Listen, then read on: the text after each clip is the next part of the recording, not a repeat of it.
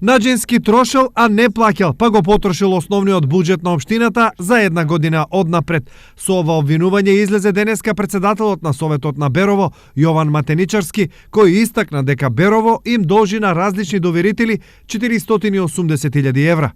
Драги Наџински, градоначалникот на Берово во заминување, цела 2016 година ги криеше кварталните извештаи и образците за задолженост за да ги скрие долговите на општината. Но вистината е како шил. Завршната сметка на општината која беше доставена до Советот покажа дека Наџински реализирал проекти кои не ги плаќа. Па така долгот на општината кон доверителите изнесува 29 милиона и 500.000 денари или околу 480.000 евра. Но општина Берово е задолжено и со кредит во износ од 400.000 евра.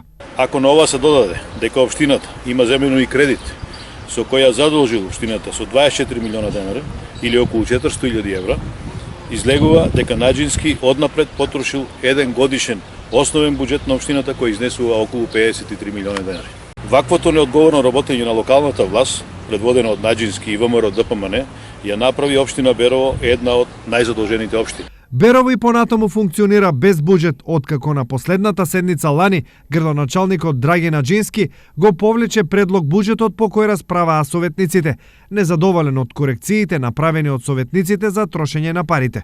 Последната шанса Берово да добие буџет за 2017 година е на 28 овој месец, кога е закажана седница по предлог буџетот од градоначалникот тежок 280 милиони денари.